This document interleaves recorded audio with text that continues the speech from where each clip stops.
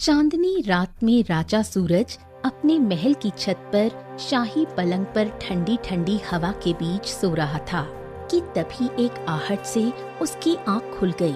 महल की छत की दीवार पर एक बेहद सुंदर स्त्री, जिसके बड़े ही सुंदर पंख निकले हुए थे, खड़ी थी। वाह वाह वाह वाह वाह, इतनी सुंदर लड़की तो हमने अपने जीवन में कभी नहीं देखी। इसके पंख तो कितने सुंदर लग रहे हैं। ये मनुष्य नहीं हो सकती, ये अवश्य ही कोई परी है। इतना कहकर राजा सूरज बड़ी ही तेजी से उठकर परी के पास चला गया और उसका हाथ पकड़ लिया। अचानक परी के चेहरे पर क्रोध छलक आया था। मूर्ख, तूने गंदी नियत से मेरे पवित्र शरीर पर अपने गंदे हाथ लगाकर मुझे अपवित्र कर दिया। तुझे इसकी सजा जरूर मिलेगी। इतना बोलकर वो परी तरंग तरंग करके वहाँ से गायब हो गई। तभी वहाँ पर राजा सूरज की पत्नी रानी सुलोचना दौड़ती हुई आई। गजब हो गया, जल्दी चलिए। क्या हो गया? तुम इतनी डरी हुई क्यों हो? हमारी पुत्री स्वप्न रेखा अचानक से पत्थर में परिवर्तित हो गई। राजा सूरज रानी सुलोचना का हाथ पकड़कर महल के नीचे अपनी पुत्री के कक्ष में चला गया। उसकी पुत्री स्वप्न रेखा पत्थर की मूर्ति में बदल चुकी थी। काश काश हमने अपने बढ़ते हुए कदम को रोक लिया होता तो आज हमारी पुत्री को कुछ नहीं होता। हमारी बिटिया राजकुमारी। ये सुनकर रानी सुलोचना चौंक गई। ये आप क्या कह रहे हैं? राजा सूरज कांपते हुए स्वर में सारी घटना बताने लगा। आखिर आपको क्या जरूरत थी उस पर गंदी नियत डालने की? न जाने वो रहस्यमयी परी कौन थी। कहकर सुलोचना फूट फूट कर रोने लगी। हरियापुर गांव सुंदर घने जंगलों के बीच बसा हुआ था।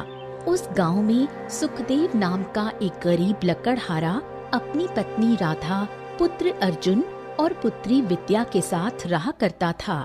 सुखदेव सुबह के समय कुल्हाड़ी लेकर जंगल की ओर निकल रहा था कि तभी उसकी पत्नी राधा आंखों में आंसू लिए हुए बोली, आखिर हमारी पुत्री कितने समय से बीमार है, आखिर कब वो ठीक होगी? राधा, मैं इसके इलाज में कोई कसर नहीं छोड़ रहा हूँ। बड़े से बड़े वैद्य को दिखा चुका हूँ। पता नहीं हमारी पुत्री क्यों ठीक नहीं हो रही। तभी वहाँ पर एक 20 वर्षीय सुंदर युवक जिसका नाम आदित्य था आ गया था और सुखदेव से बोला, पिताजी, मैं भी आपके साथ जंगल में लकड़ियाँ काटने चलता हूँ। नहीं आदित्य बेटा, तुम दोपहर के समय वैद्य जी की झोपड़ी में जाकर बिटिया रानी यानी कि विद्या के लिए जड़ी बूटी ले आना। ठीक है, मैं जाता हूँ। इतना कहकर सुखदेव अपने सोते हुए पुत्र अर्जुन की ओर देखकर बोला, और सुनो, अगर इसे सोने से फुर्सत मिले तो जरा इसको भी उठा देना। नालायक कहीं का सोता रहता है। इतना कहकर सुखदेव वहाँ से चला गया। दरअसल आदित्य सुखदेव का पुत्र नहीं था। कुछ वर्षों पहले सुखदेव को जंगल में वो बेहोशी की हालत में मिला था। सुखदेव उसे अपने घर ले आया था और तब से वो आदित्य का अपने ही पुत्र की तरह ख्याल रखता था। आदित्य चुपचाप अर्जुन के पास गया और उसे उठाते हुए बोला, अर्जुन भैया, अरे ओ अर्जुन भैया उठो, अरे उठो भैया।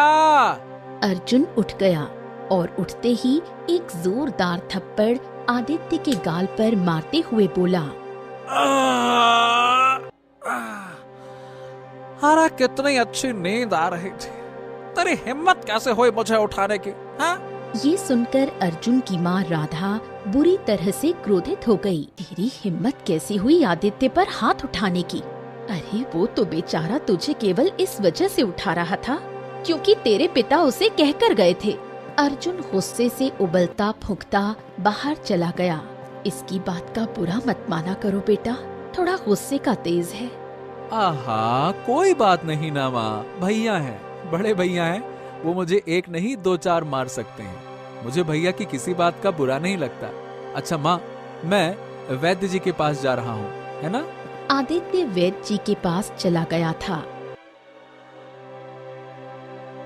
और जड़ी बूटियां लेकर आ गया। शाम को जब सुखदेव घर पर लौटा तब उसकी पत्नी राधा सुबह की सारी घटना बताते हुए बोली। अर्जुन ने आदित्य को थप्पड़ मार दिया। अरे अब ये अर्जुन को भी न जाने क्या हो गया है। इस घर के हालातों की भी उसे चिंता नहीं है, उल्टी सीधी हरकतें करता रहता है। तभी विद्या को जोर जोर से खांसी होने लगी। पिताजी, ये दोपहर में वैद्य जी ने जो जड़ी बूटी दी थी, इससे विद्या को कोई आराम नहीं मिला। सुखदेव तुरंत आदित्य को लेकर वैद्य की झोपड़ी में चला गया था। सुखदेव आंखों में आंसू लिए हुए वैद्य से बोला, बेटी, मेरी बेटी, मेरी विद्या, हमारी पुत्री को आखिरकार कौन सी बीमारी लग गई है जो ठीक होने का नाम नहीं ले रही है? देखिए, कुछ बीमारियां बड़ी ही रहस्यमयी होती हैं सुखदेव, जिनका इलाज बहुत मुश्किल से होता है। मैं केवल इतना बता सकता हूँ कि तुम्हारी बेटी मौत की तरफ बढ़ रही है। अब मैं विद्या का इलाज नहीं कर सकता। हाँ, नहीं नहीं नहीं नहीं नहीं नहीं नहीं नहीं नहीं, ऐसा मत कहिए वैद्य जी, ऐसा मत कहिए। ये आप क्या कह रहे हैं?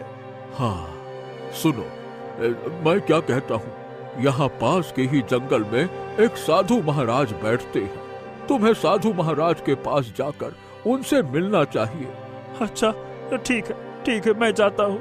सुखदेव आंखों में आंसू लिए आदित्य के साथ घर लौट आया और सारी घटना अपनी पत्नी राधा को बताई।